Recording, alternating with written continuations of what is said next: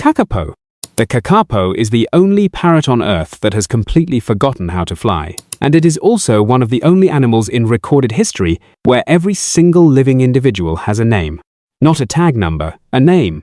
There are 247 of them left, scattered across predator-free islands off the coast of New Zealand, each one GPS tracked, each one monitored through breeding season by rangers who know their individual personalities.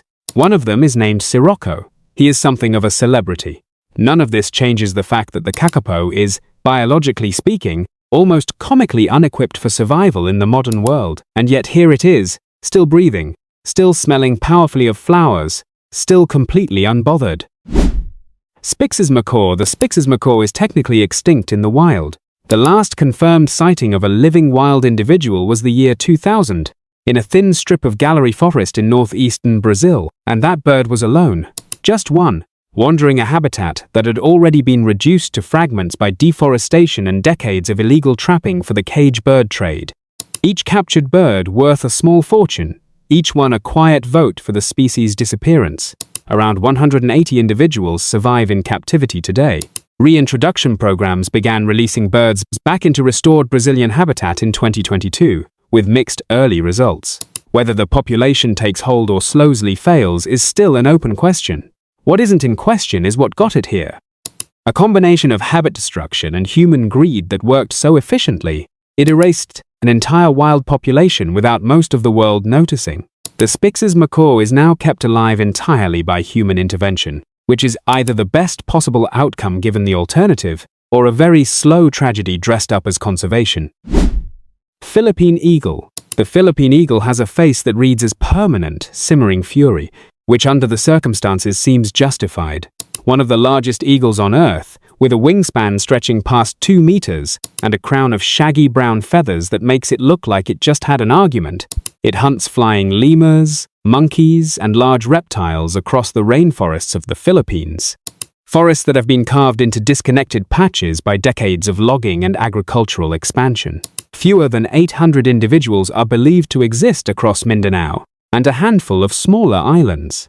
Killing one carries a 12-year prison sentence under Philippine law. The species was declared the national bird of the Philippines, which tends to happen around the time a country begins to understand what it is about to permanently lose.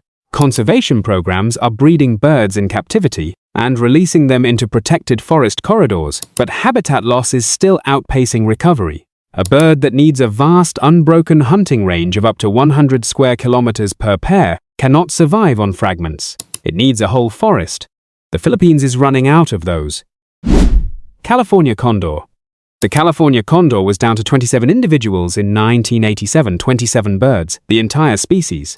Wildlife managers made the call that felt almost absurd at the time: capture every last wild bird and bring them into captivity before the species vanished entirely. No more wild population. Just breeding programs, zoo facilities, and arithmetic. It worked, barely.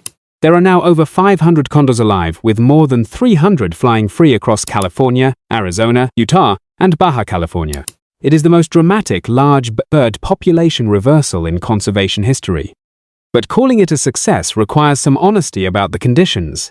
Lead poisoning from ammunition fragments in carcasses remains the primary killer of released birds. Every condor still carries a transmitter. Every death is investigated. The species exists in something closer to managed survival than genuine wildness, each bird dependent on a system of monitoring and intervention that has to work every season, indefinitely. 27 birds. That is where the math started. One bad decision in 1987, and there would have been nothing left to save. Regent honeyeater.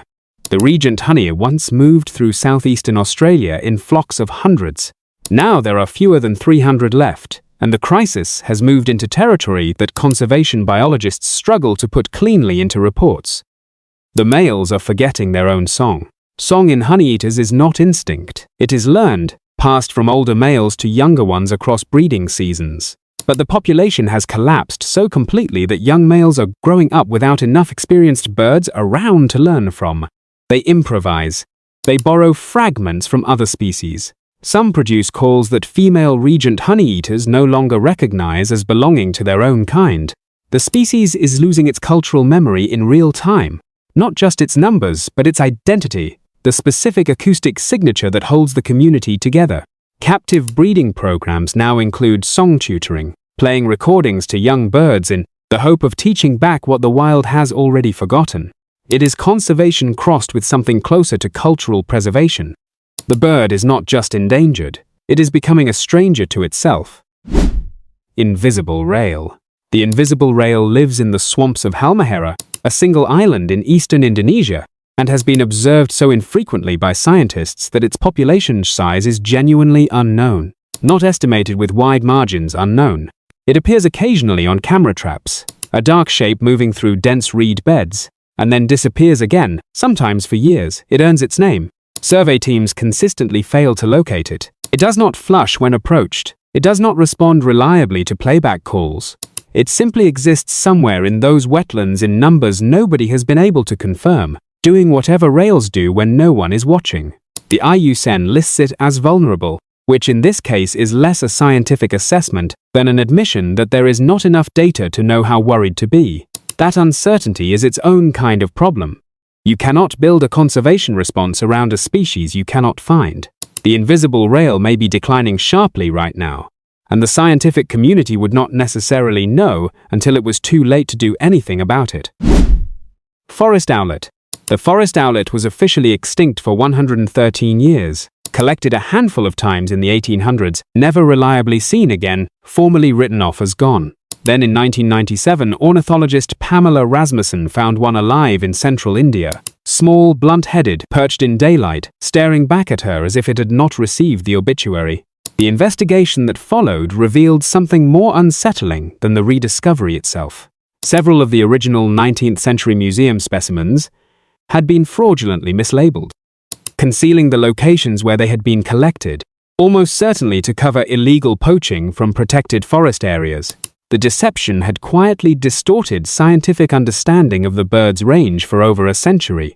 Fewer than 1,000 forest owlets are now estimated to survive in fragmented dry deciduous forest across central India. It is active during daylight, deeply resistant to observation, and largely indifferent to the attention of researchers. But it is here.